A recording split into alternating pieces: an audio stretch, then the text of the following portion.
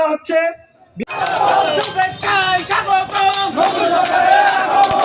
6 truck মানুষ এসেছে লাঠি সোটার অস্ত্র নিয়ে।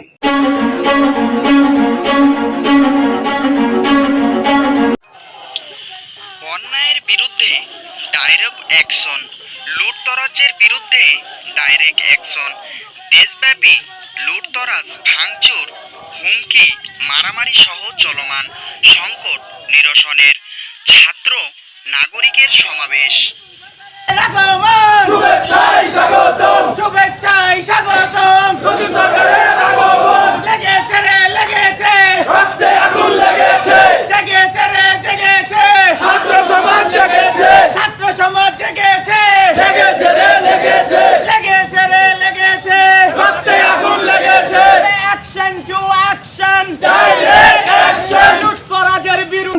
যাদের রক্তের বিনিময়ে বাংলাদেশের রাজপথ রক্তে পিচ্ছিল হয়ে আজকে স্বৈরাচার খুনি হাসিনাকে দেশ থেকে বিতাড়িত করে ছাত্র জনতা বিজয় ছিনিয়ে এনেছে। সংগ্রামী ছাত্র জনতা, আপনারা দেখেছেন দীর্ঘ 17 বছর ধরে এই খুনি হাসিনা বাংলাদেশের আপামর জনসাধারণকে, আলেম ওলামাকে যেভাবে নির্যাতন করেছে, বাংলাদেশে অসংখ্য মেধাবী ছাত্র জনতাকে গুম করে খুন করে শুধু ক্ষান্ত হননি, আয়না ঘর নামে একটি টর্চার সেল তৈরি করে বাংলাদেশের অন্যতম সম্পদ, বাংলাদেশের ভবিষ্যৎ অভিভাবকদের সেখানে নির্যাতন করেছে 17 বছর ধরে। ব্যক্তিদের উপর হামলা হচ্ছে, বিভিন্ন জায়গায় মন্দির, মাজার, মসজিদে পর্যন্ত হামলা হয়েছে, আমরা দেখেছি। এখন পর্যন্ত 17টির বেশি মাজার ভাঙা হয়েছে। আপনারা জানেন মাজারও আমাদের মুসলিমদের একটি অংশ। অগণিত মন্দির ভাঙা হয়েছে। আমরা এগুলোর পক্ষে না।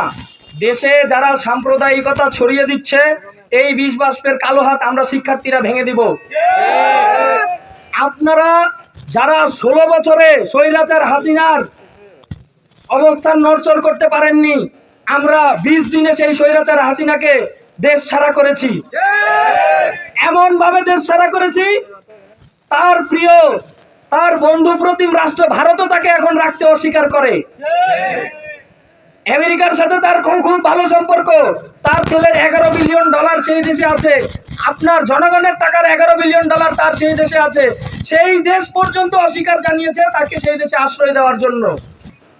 আপনাদের বলে রাখি, এই যে নৈরাজ্য করছেন, বাজারে বাজারে চাঁদা তুলছেন, জায়গা দখল করছেন, ভাঙচুর করছেন, প্রোটেকশন মানি নামে একটা শব্দ আপনারা ব্যবহার করছেন। এতদিন তো আমরা শুনিনি। স্বৈরাচার হাসিনার দলের লোকজনও তো এই শব্দ ব্যবহার করেনি, প্রোটেকশন মানি। তাহলে আপনারা এই 3 দিনের ব্যবধানে এই শব্দটা কিভাবে নিয়ে আসলেন? আপনাদের স্পষ্ট বলে রাখতে চাই, যে ছাত্র সমাজ 20 দিনে খুনি হাসিনাকে দেশ ছাড়া করেছে, সেই ছাত্র সমাজ আপনাদের 20 ঘন্টায় বাংলাদেশ ছাড়া করবে। সময় এখনো আছে। আমরা ছাত্ররা দায়িত্ব নিয়েছি। আপনারা দেখেছেন 5 তারিখের পর থেকে 6 তারিখ সকাল হওয়ার সাথে সাথে যেহেতু দেশে পুলিশ বাহিনী নিষ্ক্রিয় হয়ে গেছে, সেনাবাহিনী নীরব ভূমিকা পালন করছে, সে জায়গায় সব ছাত্ররা ট্রাফিক পুলিশের দায়িত্ব নিয়েছে। যে সকল জায়গায় ভাঙচুর হয়েছে এগুলো পরিষ্কার করছে, সংস্কার করছে। এখন পর্যন্ত রাষ্ট্র ছাত্রদের কাছে, এবং যতদিন পর্যন্ত না নির্বাচন হবে ততদিন রাষ্ট্র পরিচালনা করবে ছাত্র এবং সাধারণ জনতার যে অন্তর্বর্তীকালীন সরকার, সেই সরকার। সময়ের মধ্যেই প্রশাসন কার্যকর হবে, এবং এই প্রশাসন কোনো দলীয় ভিত্তিক প্রশাসন হবে না। এই প্রশাসন হবে ছাত্র সমাজের যে স্বপ্নের প্রশাসন, যে আইন কাঠামো যে কার্যকর হবে, সেটা ছাত্র সমাজ যে রূপরেখা দিয়েছে সেই অনুযায়ী অন্তর্বর্তীকালীন সরকার চলবে। এবং এই ছাত্রদের রূপরেখা অনুযায়ী মিনিমাম 3 বছর অন্তর্বর্তীকালীন সরকার ক্ষমতায় থাকবে। সুতরাং যারা মনে করছেন যে একচ্ছত্র আধিপত্যের মাধ্যমে এই দেশে আবারও কোন রাজত্ব কায়েম করতে চাইবে কোন অসাধু গোষ্ঠী, তারা কিভাবে কি হয়েছে, কতদূর পর্যন্ত এসেছে, ইতিমধ্যেই আমরা ওয়াকিবহাল হয়ে গিয়েছি। সুতরাং আন্দোলন সম্পর্কে নতুন করে ব্যাখ্যা দেবার আর কিছু নেই। এই আন্দোলনের অন্যতম সমন্বয়ক সুমন সহ অন্যান্য বক্তারা ইতিমধ্যেই সেটি অত্যন্ত পরিষ্কার করে দিয়েছেন এবং এই মুহূর্তে আমাদের কি দায়িত্ব হওয়া উচিত সেটিও তারা ইতিমধ্যে পরিষ্কার হবে।